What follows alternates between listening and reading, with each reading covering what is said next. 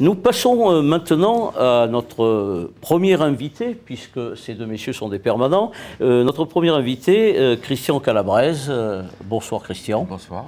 Alors Christian, tu as été commerçant très longtemps sur la plage des Sablettes, de cette bonne ville de Pistilbé, puisqu'il faut l'appeler par son nom. Absolument.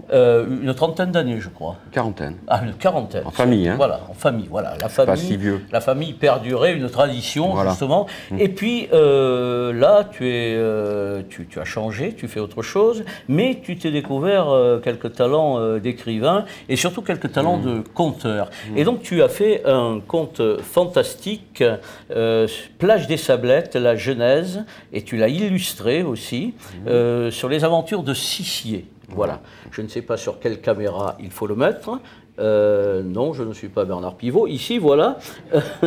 Et je ne suis pas non plus Edernalier, je ne le jetterai pas à la fin. Donc, La Plage des Sablettes, la Genèse. Alors, le pitch de ce livre, fait pour les enfants, mais ou les adultes. Alors, les enfants.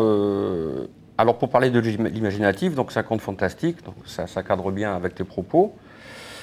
Pour le populaire, en fait, je l'ai écrit pour les pré-ados, les ados, les adultes, avec un petit lexique à la fin de mots pour que un parent le raconte à son enfant le soir, pour garder un peu ce lien parent-enfant. Donc là, c'est le côté populaire, on va dire, parce que tout le monde peut le lire.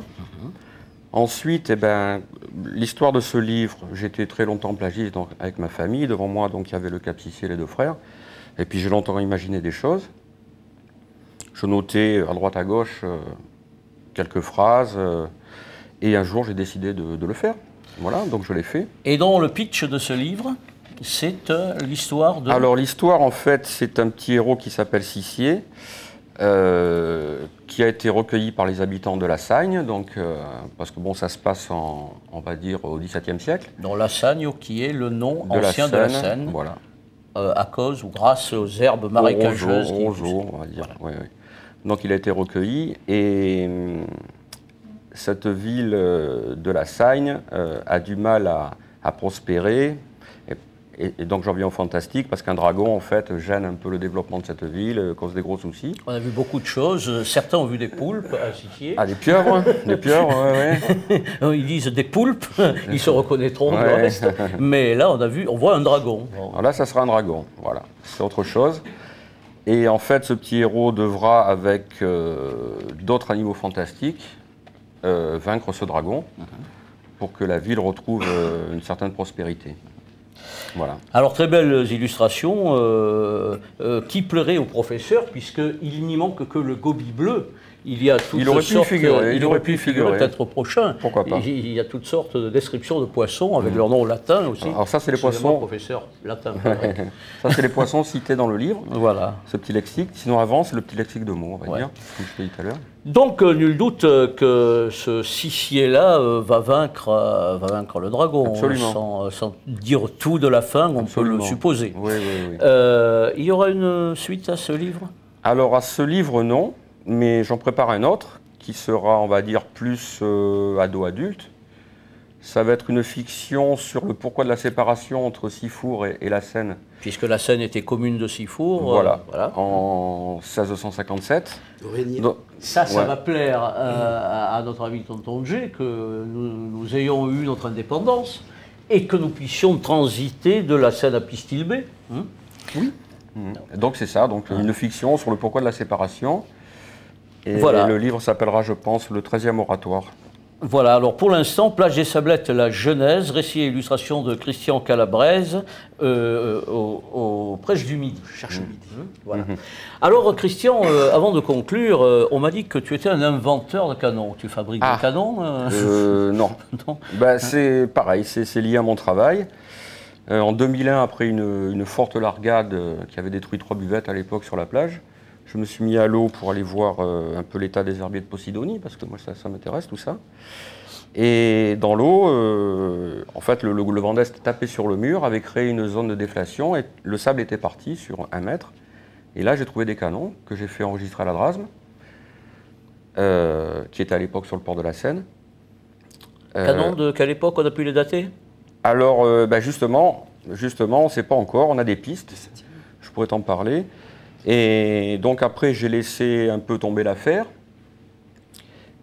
Et il y a 2 ans, il y a 1 an et demi, on a trouvé une association de plongeurs archéologiques.